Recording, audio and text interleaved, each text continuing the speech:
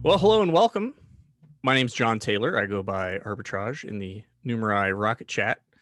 Today, I'm joined by Liz Young, a relatively newcomer to the tournament and a frequent guest of mine on Daily Scores and Chill.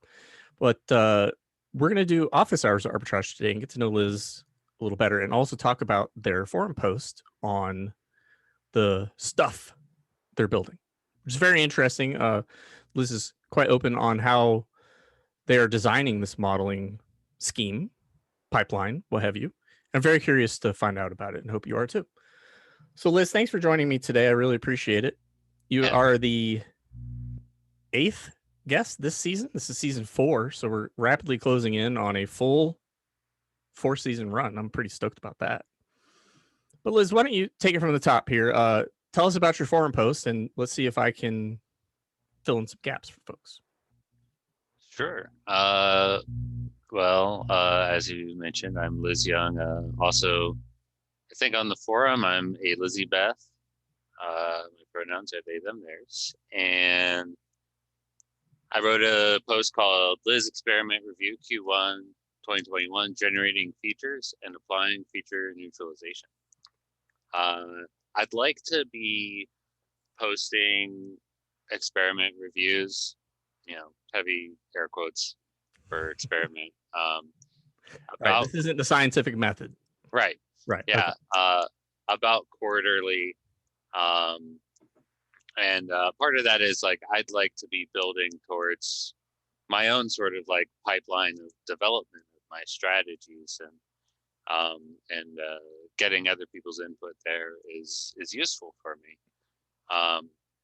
So in this approach, which is it's on the forum. If I could, before you jump off, what motivated you to take this route? Because you're, like I said, you're fairly new to the tournament, and so you came in with fresh eyes, and that's kind of why I like to ask this motivation question, because you took a look at the data, and somehow this is what spawned. Oh, sure. So how did that come about? So the idea that's manifested here in the forum post came about. It's actually a years old idea I've had, which is to do more exploration of feature expansion. I had participated some in Kaggle and Quantopian, and I'd actually heard about Numerai years ago, but didn't participate back then. And well, don't answer my famous questions yet. Oh, okay. Easy.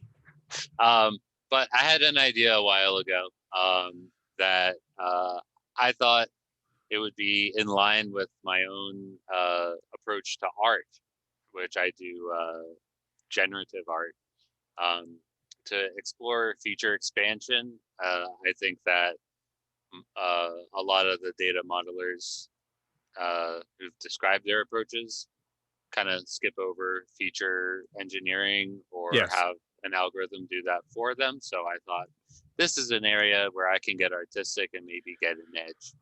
Do you think that part of the reason people don't talk about feature engineering is because the feature set itself has zeros, and it's like, that causes problems when you do interaction effects? Oh, 0 times any number, you're going to get 0. So have you really expanded the feature set? I think that might be part of it, and it's also probably a reason why people who start experimenting with feature engineering have a lot of issues, but it's solved very easily via substitution. If you just make sure there's no zeros in the first place, then it's not a problem. And that gets to your log transform, doesn't it? Mm-hmm. Haha. So there we go. So you'd like to know about why I chose a log transform for my... I probably led you right into it. But yeah, I was curious about that because of exactly that reason. XGBoost does feature interaction effects automatically. And yeah, how about that? Well, I think that for one thing, more interaction can be more better. I think that potentially XGBoost could still get more juice out of this approach, quite possibly. And honestly, the biggest reason I felt deterred from XGBoost in the first place was because I had used it a little before and read about others' use of it, and my impression is that it is difficult to tune correctly. Yes. And since I'm doing a lot of feature expansion, and the way I'm doing that takes up a lot of processing power, I don't have a lot of room for figuring it out and error. Okay. So, um, yeah, I'd say it's a combination of like, more feature interaction isn't necessarily a problem as far as I'm concerned. If you do, XGBoost on the approach I'm talking about, it might have something that just doing XGBoost on the original 310 variables doesn't. I don't know. I haven't tried it. I'd love for someone to prove me wrong. Yeah, well, and that's also part of this whole deal, right? Is it's odd to share your methodology in a machine learning tournament because normally in a tournament doing so would reduce your edge. But Right, we're but not directly competing with each other, except in yeah, MMC, but that's like a whole nother sidebar. This being public with your methodology, I think, is actually a good thing. yeah. Well, Numerai isn't a zero-sum game. Correct. And maybe the MMC gets closer to a zero-sum game, but it's still not close. And I think that the kind of approach I've laid out here has so much space to be explored that, like, unless I'm literally giving away my seed and my exact code, Right. I'm not losing much. That's my whole argument about it. Like, I can talk framework all day long, and I think everybody should talk a bit about framework. We're not asking for your parameter settings. Yeah, and I even do give some of them away. I use to some 1,000 degree, sure. extra features. But you just don't say the actual ones that you're doing. Right. Yeah, I don't talk about the interaction depth I'm looking at, and I don't talk about how many trees I'm using and any sort of exact numbers. Right. But yeah, like that. If somehow I'm wrong, and I know I'm not, but like if somehow Numerai is a zero-sum game, then this motivates me to try new stuff, which is just more interesting. Indeed. So I'm looking at your post now, talking about the generating features, and it's actually, your explanation is simple, and I guess it does a really good job. I mean, it's not complex. Yeah, I think I didn't really answer your question of why I do the logarithm. But it was kind of a random choice. I experimented with multiplying features together, and just for fun, I tried dividing as well. I tried taking the inverse of single feature columns, and I was like, I want to try something that's like not one of these basic operations, and so said log A of B. And what's interesting though is that actually is fairly. It's not like a super complex function. Yeah, it's a log transform, and so it's the first time I've seen it done, and I was just excited to hear about it because it is non-traditional, but at the same time, it's like I'm trying not to diminish it, but it's also really like, duh. Like, how did I not think of this before? Because the log transform makes a lot of sense. You're putting it into a different spatial relationship, and the algorithm can figure it out. And you're showing some preliminary success, correct? Yeah. I might get Urza into the top 100 later today, depending how scores go. Yeah. I already have. Looks like we're gonna have a nice little burn round to start, but we'll see how that changes. Yeah, we'll see how that goes. I already have Urza and Liz in the top 200, and I have 10 other models in the top 1,000. And they're all based on this approach, just with varying degrees of feature neutralization. And that logarithm, while like I had some direction in that choice, is also sort of arbitrary. I intend to and encourage others to explore the possible space of feature transformation. There's a lot, but not infinite number of ways to do meaningful transformations of n number of features, and I think that there's probably some interesting spaces to explore and see if you can optimize in that. So what are you going to do when we get to 3,100? That's a good question. I'm going to obviously continue doing what I'm doing and then start testing other stuff. I think I might break it down into 10 versions of what I'm doing now to start. Like, be like, okay, this original 310, the second 310, all the way up to the 10th, and just do the same approach I'm doing on the Urza model on all of them, and then ensemble the answers in some way. I have an idea for you. Maybe you can try this out. Yeah, And yeah. I've speculated on this. I haven't been able to get it to work, but don't allow any feature interactions within group. So, for instance, dexterity. Don't do any within dexterity interactions, only across. So never dexterity 1 and 2, or whatever they are. I don't know if you're currently doing that. It's not clear from your post, but you might try that, because I don't know. I don't know. It's just something I wish I could implement. And it's, since you're creating the features yourself, that is something that you can set up. Yeah, I think also that, like, to a certain extent, I will do nothing and see how it goes. Yeah, well, that's Occam's razor, right? Yeah. The simple explanation is the right one. I'm a fan of that as well. Now, not only did you do feature generation, but you also looked at feature neutralization. And I think that's very timely, because here we are looking at a burn round, and my own experiments on feature neutralization shows that in 261, at least today, the first day of the round, which is clearly not indicative of how the round will close, but if you feature neutralize, you do mildly better than if you had not. Yeah.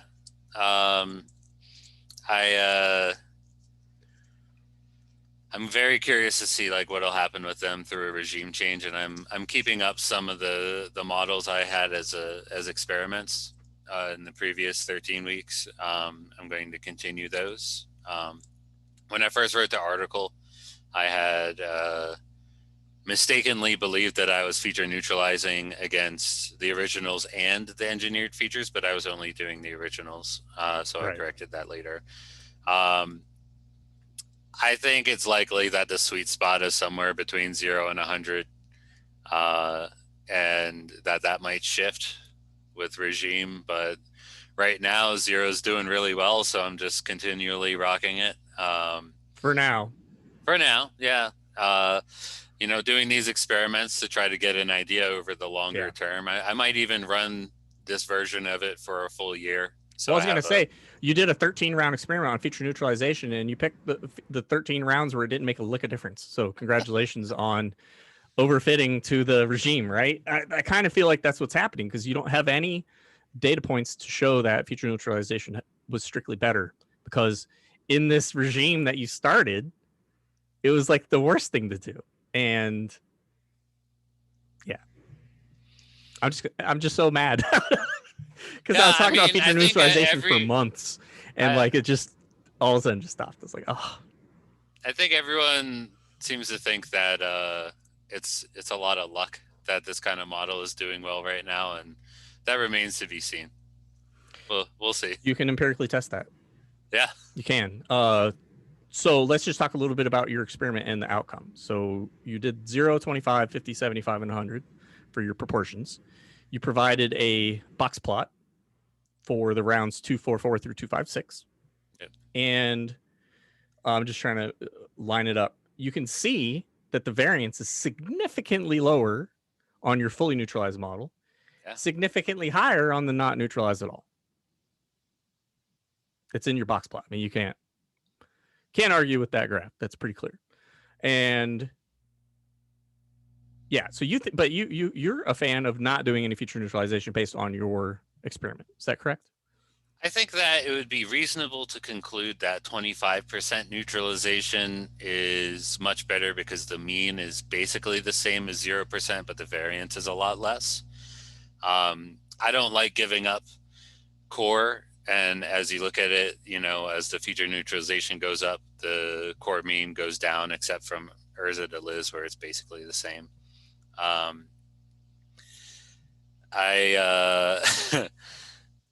I do like being able to hit those higher numbers, and that I'm getting a higher average with Urza right now. But I think 25% looks just as good, and I have, quite a bit staked on that one as well. And you can also see when you get to 100%, the band falls below 0. It just drops. Yeah. Well, it falls below 0, so that's everything else is above 0, and that it just shows that in this time period you were evaluating, feature neutralization could punish a model, not Oh necessarily yeah. help it. It was clear to me, like following along, and I pasted the data in there.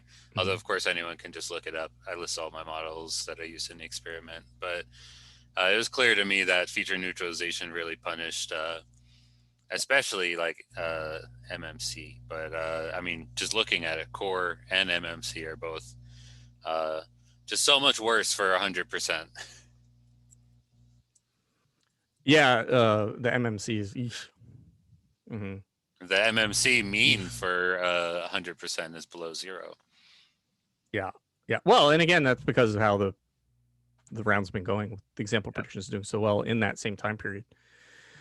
So it's a very interesting post. Thank you for sharing your methodology. I do have one question in Zoom that I'd like to ask. Sure. Are you combining and reducing features in addition to feature generating? So are you eliminating features at all? Are you including the originals with your log transforms? Yes. Okay. Yeah, Keeping I'm including the originals, and I'm not doing any feature elimination.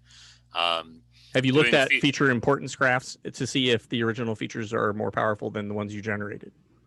I did that like half a year ago, and I don't remember. But Just curious. yeah, part of the next phase of the experiment is doing some feature elimination and seeing how that goes. When I was originally putting this all together, I did try sometimes without the original features, and I didn't like the results. But I didn't do extensive testing either. So, okay. Hey, cool. Yeah. Do you want to run through my question list with me? Yeah, sure. Sweet. This is my favorite part because it always trips people up. I don't know why. I give everybody the questions in advance. Let's see what happens. I wrote all the answers already. So well, AI Joe did a whole presentation. That one that was the most prep I've seen for office hours. So AI Joe kind of takes the cake on that one. Let's get to know Liz. Liz, where do you live? I live in Denver, Colorado, in the United States of America. Denver, nice. Mile High City. Mm-hmm. Do you do a lot of hiking and training in that altitude? Yeah. So you come down to sea level and you just like a total I floss on everybody. Yeah, I was gonna say it's. I'm going to Denver in October and I'm dreading it because I'm going to die. Both it's going to be cold and I have no experience with altitude. If the weather allows, you're definitely going to go on a hike with me and you're going to just die. Literally. Okay. Well, as long as you're willing to carry my big fat butt out of there, that's fine. You may need some friends, some kind of heavy. But anyway, I digress. What do you do for a living? I'm a graduate student in a counseling master's program and currently figuring out what I'm going to do for income, although I do work a part-time job as a research assistant. William Hughes says to take me to the top of Mount Evans. Yeah, I'll do it. I'm afraid to ask. I'm going to let that one go. But so that's what you currently do. Your background though, you've told me your background. Why don't you tell the folks your math chops? So when I got out of high school, I went to Carnegie Mellon as a math major where I did pretty well in combinatorics and advanced algebra classes. Dope. But ultimately dropped out and transferred after a few years to Rutgers, where in my home state of New Jersey, where I got my bachelor's. Don't you hate on Jersey, John? Yes, I will. Yes, I will. Go home. All you New Jerseyans in Florida, go home. It's time to go home. Well, please. That's okay. The season is over. See ya. See you next winter. My state now. I understand why you feel that way. Yes. Okay. Yeah. I want my town population to go down by half because that's about what happens every year. So I'm ready. Yeah. Sorry. I got my bachelor's degree in music composition at Rutgers, where I learned about serialism, which really inspired me about generative art. It's also relevant that I've been programming since I was like 8. I'm 33 now. Wow. Then you started at 8. Yeah, I'm a third generation programmer. Wow. My dad founded a database company, and his Oh, cool. aunt and uncle who raised him did programming for the government in the 50s. And yeah, I taught in public schools for a few years following graduating from Rutgers, and then I worked as an actuarial analyst for 5 years, where I was published. I published a paper in machine learning there, and I was the first person in the actuarial industry to publish a paper and list author pronouns, and I did some other transgender activism at that company that I was proud of. And then COVID happened, and mid-COVID, I quit my job and was like, I miss working with people. When I was a teacher, I really loved working with kids, and getting to help people directly is something that's just really rewarding to me. And I've always been interested in psychology, so try to get into counseling. That's amazing. And you said you were the first person to have pronouns in a published paper in your industry. What's it like for you being out in the financial industry? It's interesting in different spaces. So like when I was working with that company, which is a international actuarial consulting company, it really prevented me from like advancing in my career actively. I won't get into too much detail about that because I don't like those people. But Yeah, don't give them free rent. I agree. Yeah, it's been cool in spaces like related to Numerai, because Numerai the company and Numerai the collection of modelers have been really cool and understanding, and this has been a space where I can sort of like just be another modeler and be Imagine that. openly who I am without that having to dominate the conversation, and I love that. It's great. We have the best community. Yeah. I say that all the time, and I mean it. I really like all the people of Numerai. Yeah, we rock, says Scott. I completely agree. I'm going to take a quick question out of Twitch because it's timely. ZY says that they love generative art. Have you played around with plotting at all? And I presume it's like plotting maybe features or like plotting the data, like just because that kind of is. Oh, right? I haven't made generative art from the Numerai stuff, although it's on the back burner of things. Yeah. The longest to-do list ever, and I keep ignoring it. I completely agree. I sympathize with that. Yeah, I think it's one of the things I want to. All right, I'll take this opportunity to call out all the NFT artists. You should be incorporating aspects of the Numerai data in your NFT art. That would be really cool. Jordy has an NFT out, and we have the Wax Cat made an NFT of a spinning Numerai coin. I bought one of those. Pretty dope. They're free. You just have to pay the gas. So that is available. What compelled you to pursue your current line of study? I missed working with people. So that was the main motivation, was that you missed working with people? Yeah. I miss being in the classroom. Yeah, the classroom, so when I moved to Denver, it was for a job helping bridge the math gap for ninth graders who were way behind grade level. And I taught classes of size 2. So I got to really personalize all the lessons, and it was great because I was directly helping kids, and I was performing every day, and I totally loved it. I've been into psychology because I've benefited from it, and Buddhism has a lot of psychological elements to it, so I've been interested to learn more about modern psychology. Sweet. Yeah. But surely, I don't even know why I asked this question anymore, because it's the same thing every time. Everybody's a workaholic. All that my guests do is work, and then when they have time off, they want to find more work. Rob Smiley, I think he might still be here, literally posted in Rocket Chat, and he said, "I have a week off coming up. Can somebody please name some other work for me to do in my week off?" And I'm just like, oh man. So I should probably skip this question, but what do you do for fun? Oh, I have a good answer for this one. Please don't say that you work. I'm not going to. Okay. I do music, longboarding. I like to watch TV, especially narco dramas. Play Magic the Gathering. Dungeons and Dragons and make art. Awesome. Thank you. Thank you for not just saying work. Finally, we have a real human. Uh, sometimes I wonder if these are AI people I'm talking to because all they do is work. But hey, you know what? To each their own. I'm a workaholic myself, so I just saying, just try to find some interesting stuff. On a scale of 1 to 10, how weird are you? 10. You're a 10. No 10 out of 10. hesitation. Yeah. Liz is a 10. Love it. Love it. Okay. All right. A 10. You're not going to qualify it. That's fine. You're 10. No, I'm just like, I'm a really out there person. I live with my life on the line. I'm on fire always. Love it. But if I told you I knew people that were weirder than you are, would you change your number? No, I think you'll adjust your rating as you get to know me more.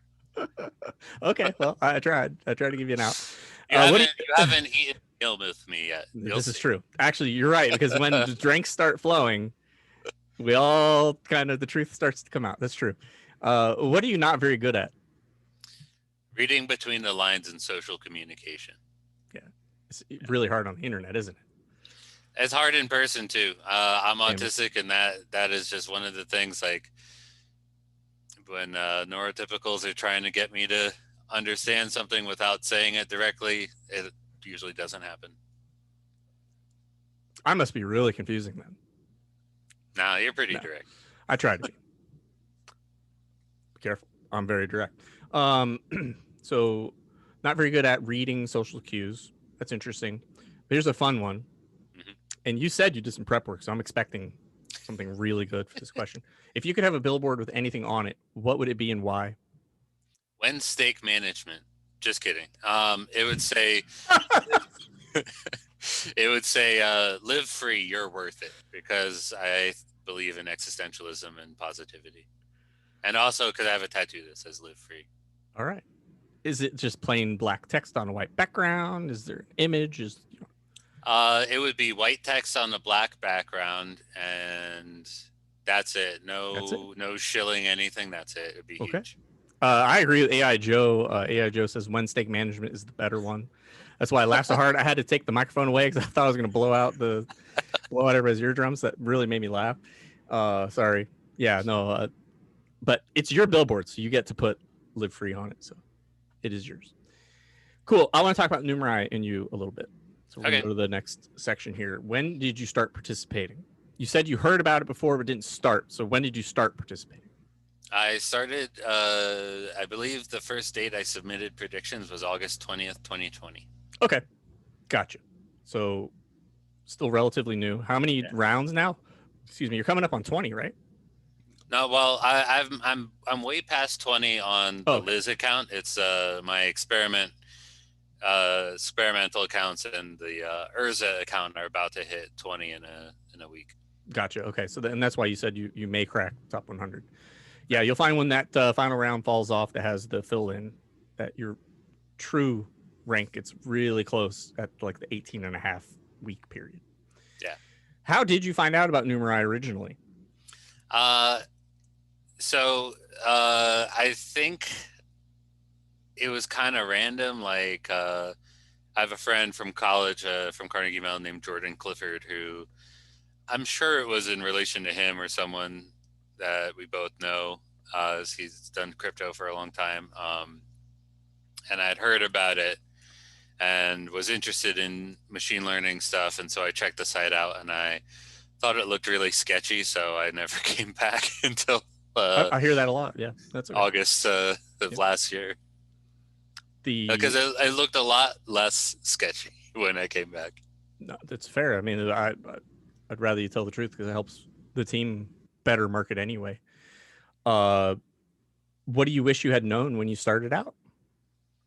How to use EC2 on AWS and Louis Aslet's RStudio server image. Okay. So more technical, not necessarily tournament related. Yeah, it would have saved me time. It would have made my life a lot easier. I was running off a desktop for a while that I eventually literally killed by trying to Did you blue screen it too many times? Is that what happened? No, it would get so, I don't know what was happening. I'm assuming it's heat based, but like the screen wouldn't work anymore. And sometimes that meant that about 8 hours later it would work again and be okay, Oh, but wow. sometimes it meant it's broken, so I kind of had to play some probabilistic games to get my submissions in on time. Oof. Well, that's pretty wild. How about this one? What do you think is the number one reason people quit the tournament? Why don't people stick around sometimes? I think that first I would test the hypothesis that having poor returns is a huge reason, but aside from that, I think lack of interest or not being compelling, skin in the game and being profitable definitely make a huge difference for me coming back, and I think they would for other people. So if they're not making money or uh, they only have a very, very small or non-existent stake, for most people that might not be enough to be compelling. You and I had a little tiff not too long ago when I said that the zero point 0.01 numeraire credit for staking was pointless because that was before they came out and said that the gas bill was 20,000 a week. Yeah. And you pushed back against me really hard. And you know, it did change my priors quite a bit because you said that even though it was a small fiat equivalent, it still gave you the I can't find the word I'm looking for. It gave you the experience of having skin in the game, though it wasn't chunky. Right. Yeah. It's like infinitely more of that element is present when you have 0.01 versus 0. And I feel that that 0.01 is enough to get some people interested. They're like, oh, wow, I made 5% on that. Like, Right. maybe I Because should take in your this a head, little you more. can, the jump is not very big to say if I had 1,000, it would have Right. been the same outcome. So, Mhm. so I give that as a little context because sometimes I have hot takes that are bad. I think that was one of the ones I'm going to own is a bad hot take, and you helped change my mind on that. So thank you. So that Yeah. I think is another one of the reasons is that it's hard to commit to something like this, but when you have a path to see how it works with some equivalent skin in the game, that it helps. The gas fees though do like make the difference Gas in fee's my not mind. your problem at this point. That's Yeah. Numerai's problem, and they Yeah. can fix it if they want to, and they are. I'm very sure that they're working on it in the background. Mhm. Okay, so what are your top 3 tips for the tournament, please? Okay, number 1 is take risks. Classic is about having good, unique predictions, not safe, stable predictions. Keeping in mind what Numerai wants will help steer your development practices to not be taken off guard by big changes in the tournament, scoring, etc. Number 2, participate in Rocket Chat and read forum posts. Be Yes. patient and make friends. Watch Yes. daily scores and chill and participate. Yes. Love it. Thanks for the Number show. Number 3, yeah, absolutely. Number 3 is bring art into your approach. A very Bring high art number. into your approach. What about creativity? Can we call it instead of just art, creativity? Yeah, yeah. Okay. I like calling it art. Same thing. Yeah. I think a very high number of data scientists follow a rote approach, and you can out unique them by being creative. I agree. I like that. That's a really good. I like those set of tips and tricks because they're not hyper specific. They're motivational, and that's good. I think a lot of people need that. Patience being probably the biggest, most important thing. And yeah, hanging out in Rocket Chat and getting to know people. We are people. It's shocking. I know. But there are people, and we have interesting priors and domain knowledge, and we can learn a lot from each other. And I've learned a lot from the community. And I know that in private conversation with other folks, they've told me that they've learned a lot through the conversations I have with folks. And so it's a fantastic community and a great resource just in general. So yeah, totally agree with you on there. What is your number one feature request or improvement for the tournament that you'd like to see? Stake management. Woohoo! I agree. Yeah, it would make a huge difference in how I approach the tournament.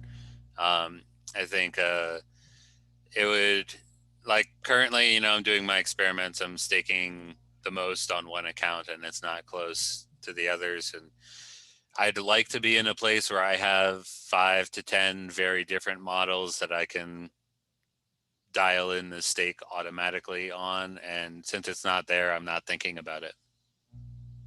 Yeah. If you're not giving your true confidence every round, then that is suboptimal for the meta model. And so that's how I've come around to make it my strongest pitch, is that if you want the users to signal their true confidence, then we must have stake management. Otherwise, we're overconfident or underconfident depending on how we're withdrawing our stakes and managing it on our own. And swapping submission files is difficult because now we have to reconcile how the actual model is performing through time with various naming conventions and what have you. And stake management would just make everything super smooth and easy. So thank you, Liz. I 100% support that one because I've been screaming it from the rooftops for 18 months. 18 months now. Yep. We're getting there. I know Anson did say last time, I think even in the fireside, he said that they are working on it. So we just don't know timeline wise. So, okay, here's one that gets me in trouble sometimes, but I think it's a worthwhile question. Who's your favorite team member? Actually, can we go back to improvements for the tournament? Sure. You said stake management. And I thought of another question that might be useful, especially with the Council of Elders stuff happening. What would be a big improvement for the community? Okay. I think some of you might be familiar with how Stack Overflow was a decade ago, and how they went through a cultural change of trying to be friendlier to newcomers, and more open to, new ideas and stuff. And I think that the community would really benefit from that kind of a shift in attitude. But I don't understand. You're going to have to help me a little more, because I feel like we are pretty collaborative already. You think we could do even better? Well, we're pretty collaborative, but like we have a kind of a read the effing manual approach. Well, how is that wrong though? It drives me crazy. It doesn't help new people stay involved is the problem. It turns people away and makes it in the community more insular, without like allowing new people in as much. And but there has to be some effort done by somebody before they ask a question. Yeah, well, I'm not saying there doesn't have to be any effort done. I'm just saying, like, be a little nicer to newcomers, except like if there are people who are clearly like just trying to bump and dump, like I don't care. Those people are, that's but, Telegram. But I think that we could be nicer to newcomers and in trying to understand each other, especially taking into account that a lot of people might be coming in with a language gap, and that's a big I'll concede that point. I'll concede that point because it is definitely English dominant. But you're gonna have to help me because I get triggered every time. Like, oh my god, really? That's like literally the first question in the FAQ, or something. It's like really, really clear in the documentation, and it's just like, oh, I can't right now. And so you're gonna have to help me, because that definitely, when you said that, that's why I was like shocked. Like, what? You mean we shouldn't tell them to read the documentation? Because I'm very guilty of that myself. We should, but it's complicated, right? I'm trying to talk about more of a tone than a specific kind of thing. I mean, I try to link them directly to the thing. Like Robbo said, there's a nice way to tell people to read the documentation. I think that's exactly right. So I'll say this broadly then. If I have a bad take on one of those, tell me so I can recognize it, because I can't tell all the time when I'm hot-headed or helpful. Sometimes it's hard for me to tell the difference. So if you can help me, I think we can help everybody. And that's actually that's good feedback, because that's why I was like, what? Because I definitely do that. So that's good. But now I want to know who your favorite team member is.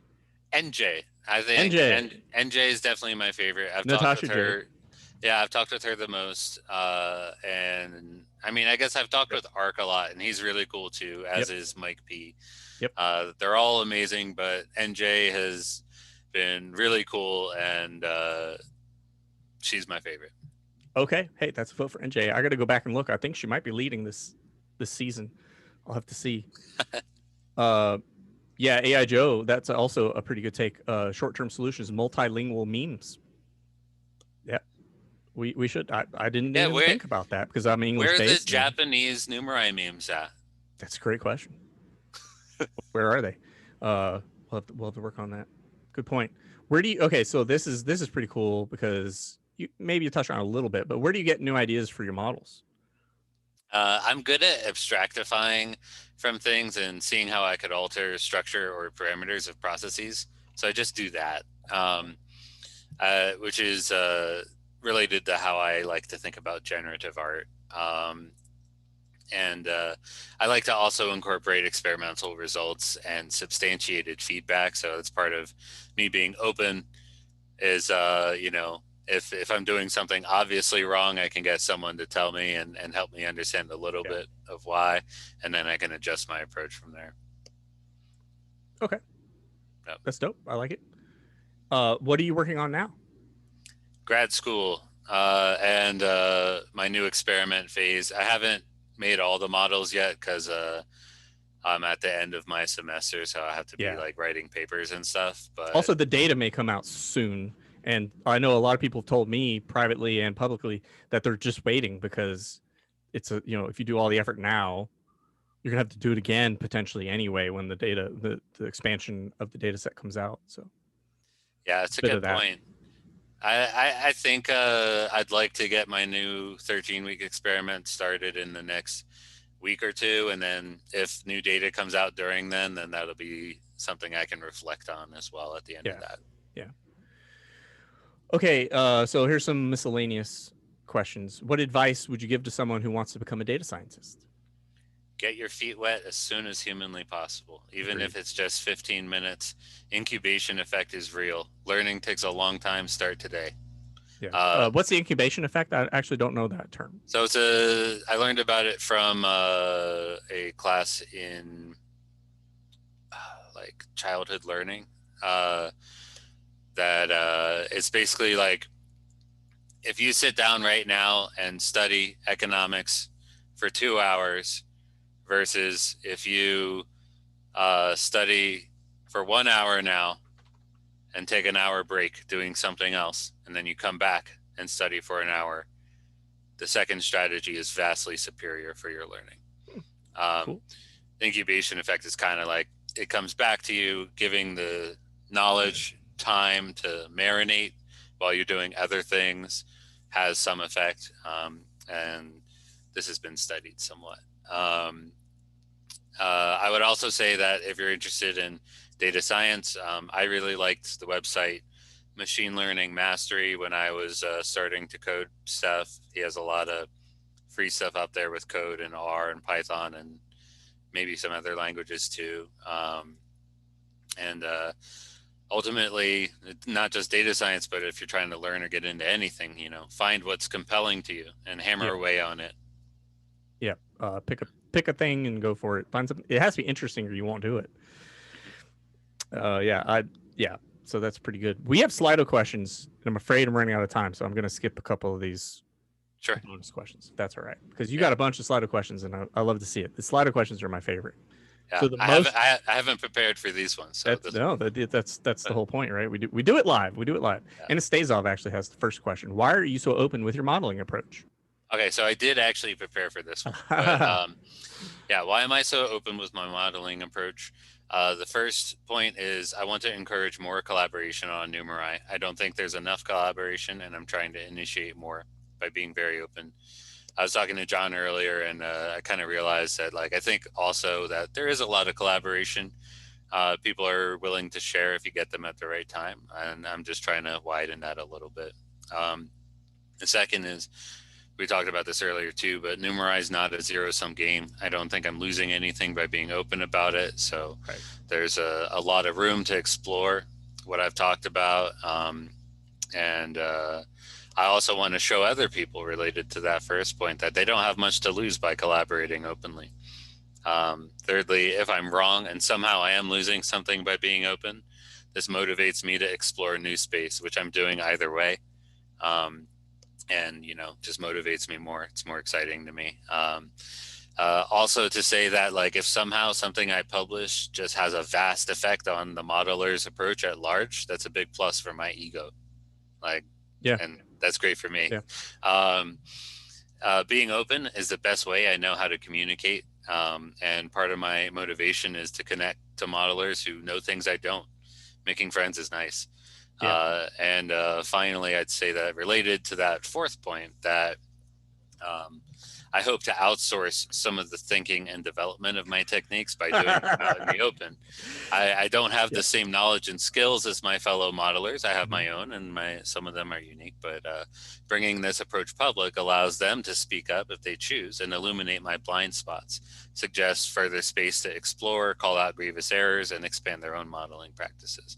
I'm really interested in helping enrich Numerai at large. That's why I compete here and don't participate in crypto otherwise for the most part currently, as I really believe in their mission, and I want to see them succeed. So I'd like to help everyone who wants to take part in what I have to say get better.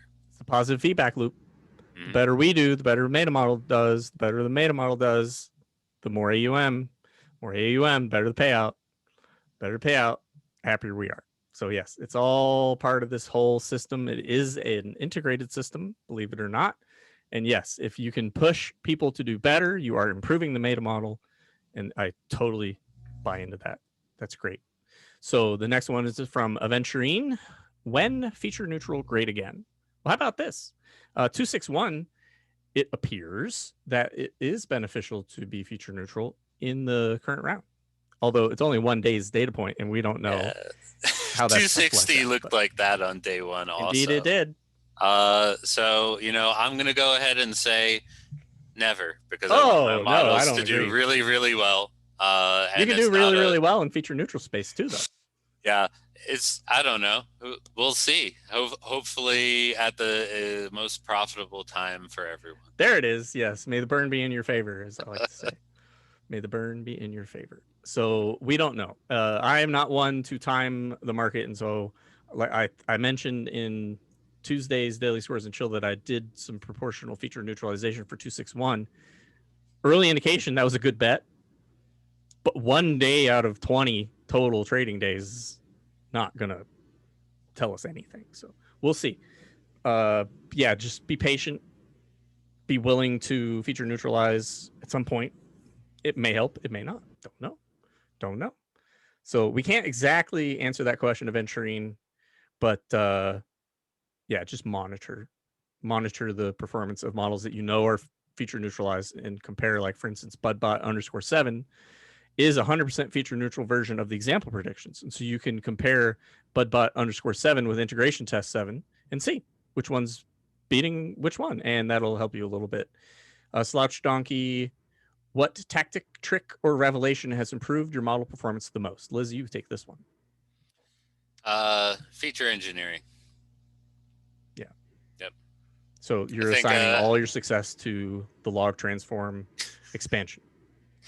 Not all of it, but I think that feature engineering. Yeah. Not neutralization. Right. Feature engineering has done a lot for me, and I think that this is an area where a lot of the other modelers, I think, are taking a rote approach or assuming that their models will do all the feature engineering they need them to. And currently, it's doing well for me. It's getting me some MMC. So that's my answer. Okay. For me, what tactic, trick, or revelation improved my model performance the most?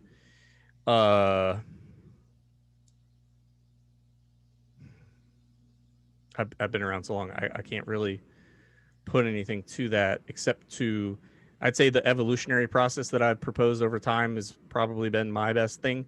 Kill your worst performing model periodically and replace it with a new candidate. So constant innovation. If you have an evolutionary process like that, you're always going to get better, because eventually your current best model will be the one you kill. And that process makes you better, I think. And so for me, I'm always trying to come up with one better than my worst. Can I just do a little better than my worst one? And if that's true, I will always be improving. And I would recommend people try to take on something like that.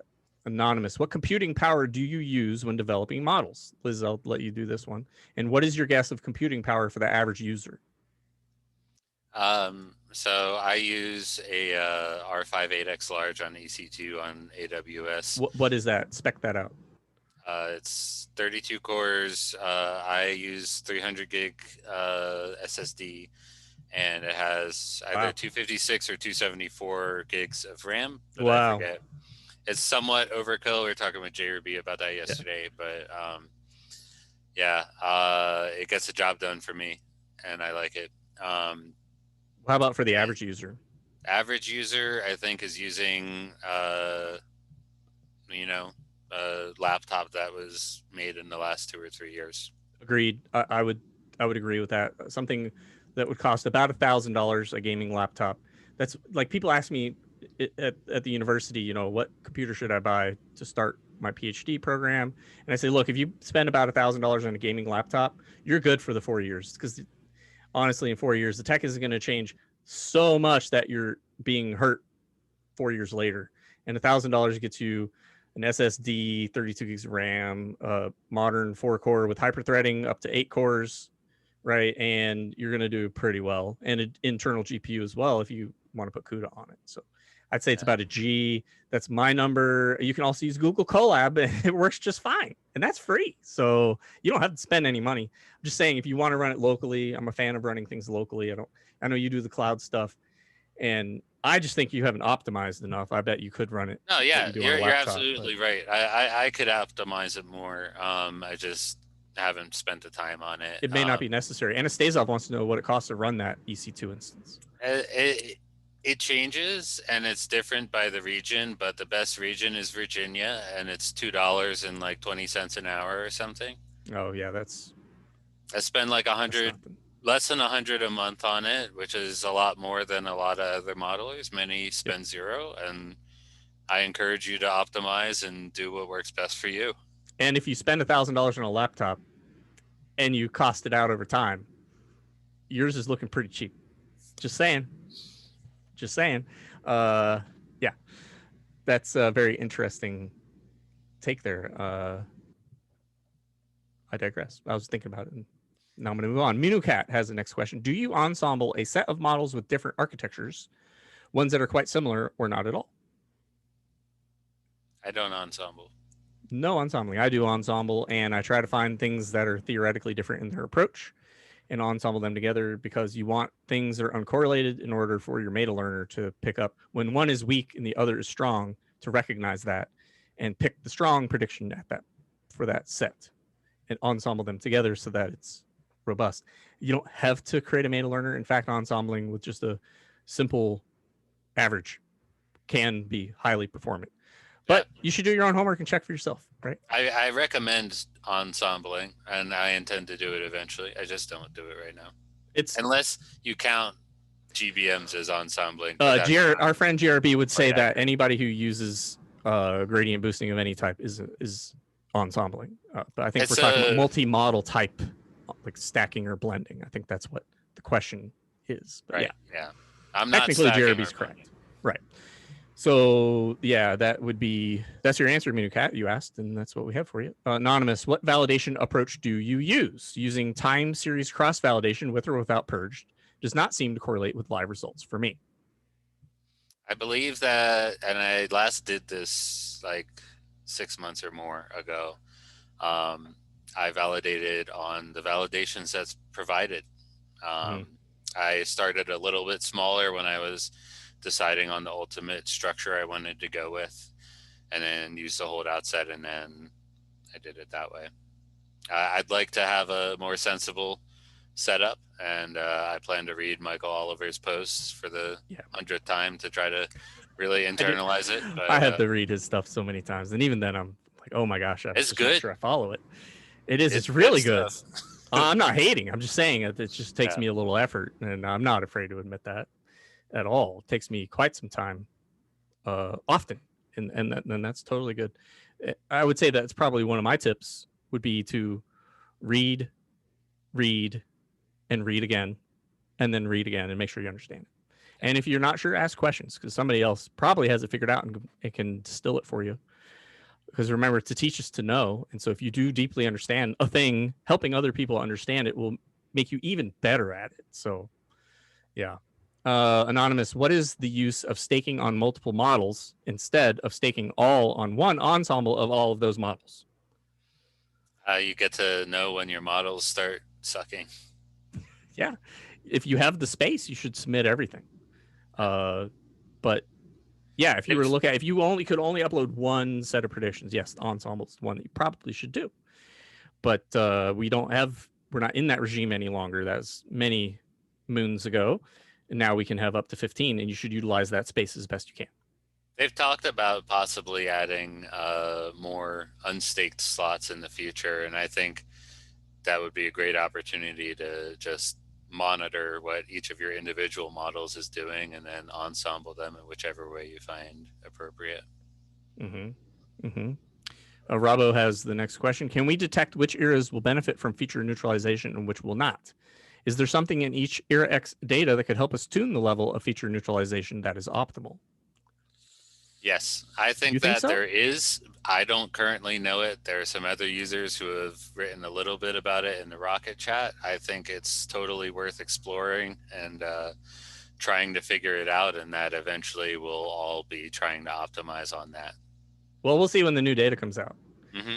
Because we're gonna have a big expansion. So we'll see. I was gonna say that I would just use the validation data because it's difficult to get outcomes if you don't have the target, and comparing your correlation and graphing it at different levels of feature neutrality to see where the optimal Sharp occurs for each model is paramount. You should definitely take a look at how your predictions curve on different levels of feature neutralization. And it may not be that the best one is where you optimize Sharp, but you should still take a look. I'm just encouraging you to kind of search the space a little bit. I just don't see how eraX is going to help because we don't have the target. But I mean, you could look at your feature exposure in those eras and see, is it really high compared to some other one? But I don't know what direction you should go if that were true. So I don't have enough information really to definitively answer it. I could just suggest a search space. Robo is actually in Zoom chat and is filling in a little bit of details. My question is perhaps more about detecting when an era is going to be not very good. I'm paraphrasing. Something in eraX can tell us it will be a burn era. It does look like to your point, Liz, that there's a user message. I can't say it. Mesozoic. Mesozoic metallurgist. Thank you. I was going to get it in a second, but you got it faster than I did. They have an interesting graph where they look at some similarity measure. They won't reveal the secret sauce. And that's interesting. I'm just not sure I believe it. And it's not a personal attack. It's just my priors are that Occam's razor. So I just don't believe that would work. Yeah, I thought that they maybe it was someone else, but I thought that they shared the scholarly article. It was based on about like angles between dimensional data of some kind. I'm probably saying that wrong, but I don't recall. Yeah, to Robbo's clarification, I would say I think it's possible, and I'd like to see people explore that more. And when I get the chance, I'd like to explore it. And if it's possible, certainly we should all be optimizing on that, and even using that as like, well, maybe I won't stake this round, and then stake management will be even more important. Yeah. Yeah, I agree. Yeah. Minucat, what is your preferred approach to evaluating performance of your models during development?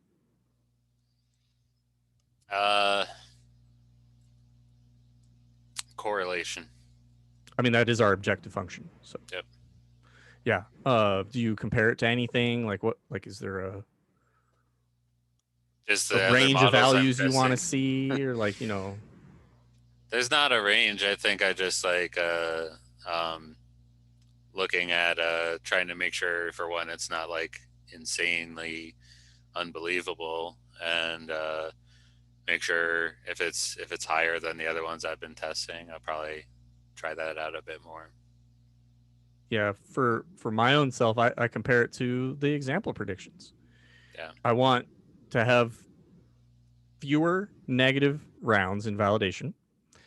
I'd like to have my median be similar or higher, my mean be similar or higher, but have lower variance, because to me that's a less risky model. I want my upside variance to be high, although I've been unable to target that directly, because if I have lower downside, my upside is also crimped a little bit. But I compare it directly to the example predictions, because my null hypothesis, now this is not like a pure scientific method again, because this is the most hacked data set that we can deal with. But my null is that the example predictions are the best. and I'm trying to, fail to accept that.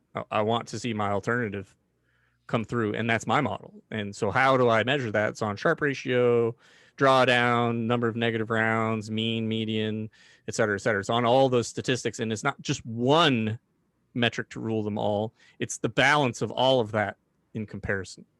Yeah. For me. You also probably want to be looking at like what your correlation with example predictions is. Yeah. And, trying to get feature exposure. I mean, if my feature exposure is lower than example predictions, that's a good thing, I think. The MMC. Yeah, well, we don't know. MMC is a moving target. I don't have a way to target MMC. I don't know that. I just think that optimizing for lower correlation with example predictions is a proxy for that. It's certainly not perfect. I don't do that myself. I'll note. I just try to make very unique things in the first place. Yeah. There's a question in Twitch I'd like to take. BVM checking on the question of ensemble staking versus individual staking. I do use all 15 spots to upload, but only one to stake. I noticed that a lot of the stakers stake on multiple models instead of just an ensemble. Could you tell me more on the reasoning behind this? And a call out, which is true. I think you do this, Arbitrage. Yes, I do. I do stake on multiple models, although I've killed 5 of my 10 staked models because my exposure is too high. But I didn't know in advance which one was my best. But I thought they were all pretty good. And I knew I had more confidence in some models than others. And so I staked more on those, and others I just set it and forget it.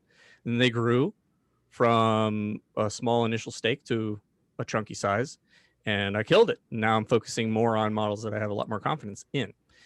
So as far as me, I was trying to diversify how my risk was set up, because some had higher feature exposure and did really good in earn times, but they burned like crazy when it burned. Other models that I have more confidence in have a higher Sharpe, and so they have a capacity for more risk.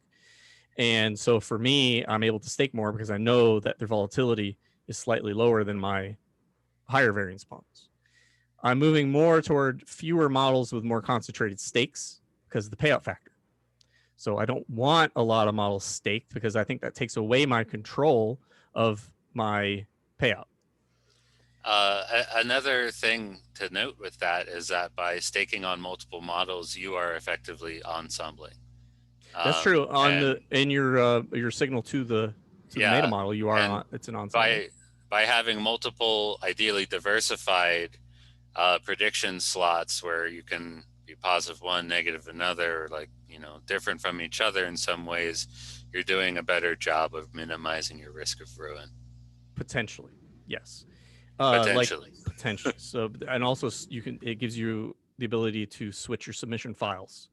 So perhaps I want to stake a lot on a model for a few rounds, and then all of a sudden I don't. Well, if I have a smaller staked model, I can switch that around and reduce my exposure round to round. Again, that's not optimal. Stake management would be a much better framework to do that in. So I've got all the questions, and we're at the top of the hour. Is there any closing thoughts or questions from the audience? Liz, I'll let you close this out if you like. Sure. You want me to just close this out? Or? Well, I'm stalling a little bit in case there's more questions. But, sure. Any final comments? Yeah, there was a question on the list about like books. Oh yeah, I forgot. I didn't do all the questions. Let's rock. Okay, you want to do that one? Yeah. Book or paper recommendation? That's the only one. Okay. Do you have any book or paper recommendations? Sure. Elements of Statistical Learning. That's a great book. Yeah. That's the Robert and the Stanford professors, right? Yeah. Yeah. That is. Yeah, Rob Tibshirani. Yeah, that's it. I couldn't think of the last other guys. Yeah. I like that one a lot. And they have that group of people has lots of other stuff they publish. That's great. And it's not for everyone, but I really liked Ray Dalio's book Principles.